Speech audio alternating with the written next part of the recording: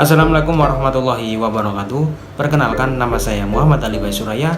Saya dari Fakultas Perikanan dan Ilmu Kelautan, jurusan Teknologi Hasil Perikanan, Universitas Brawijaya. Pada kesempatan kali ini, saya akan memaparkan alasan dan juga pendapat saya mengenai adanya rumor dari pemerintah yang akan melakukan amandemen UUD 1945 untuk kelima kalinya.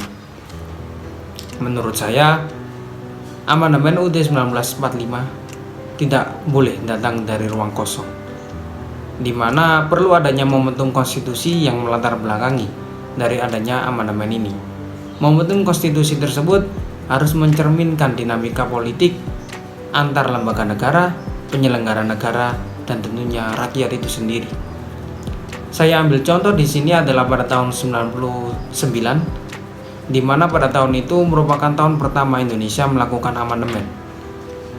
Dan pada tahun itu juga momentum konstitusinya itu jelas menurut saya. Karena pada tahun sebelumnya, yaitu tahun 98, Indonesia telah mengakhiri masa otoriternya dari kepemimpinan Presiden Soeharto itu sendiri yang telah memimpin selama kurang lebih 32 tahun.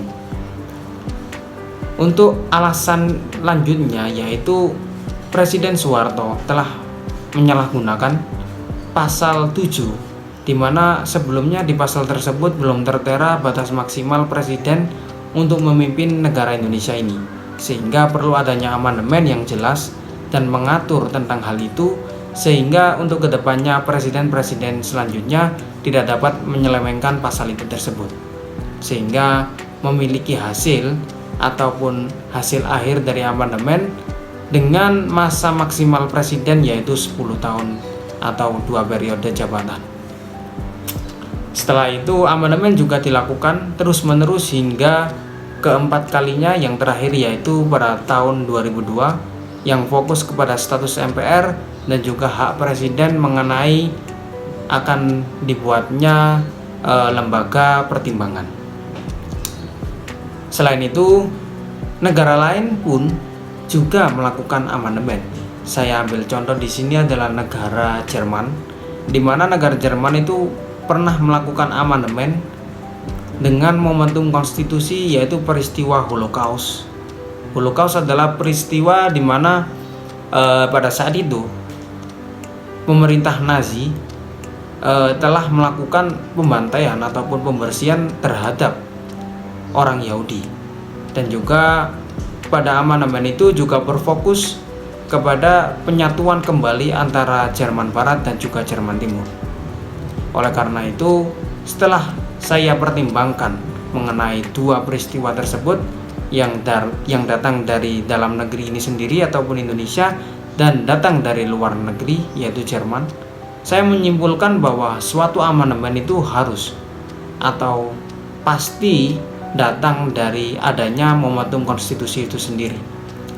Dan untuk saat ini, saya berpikir masih belum ada momentum konstitusi yang layak untuk dijadikan alasan suatu pemerintah melakukan amandemen itu sendiri.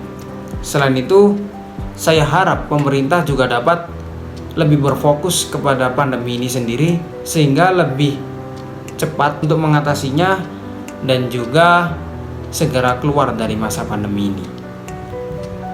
Oleh karena itu, saya menyimpulkan bahwa amandemen UUD 1945 ini masih belum cocok untuk dilakukan di era saat ini, di mana pandemi masih melanda negara Indonesia ini dan tentunya ekonomi masih belum stabil. Saya berharap kepada pemerintah khususnya, jika nanti masih akan tetap melakukan suatu amandemen, saya berpesan bahwa jangan lupakan dasar negara Indonesia ini, yaitu Pancasila, dalam mengambil suatu keputusan, dan juga jangan terlalu gegabah atau tergesa-gesa dalam membuat peraturan dan pertimbangkan kesejahteraan rakyat ini sendiri. Sekian dari saya. Terima kasih. Wassalamualaikum warahmatullahi wabarakatuh.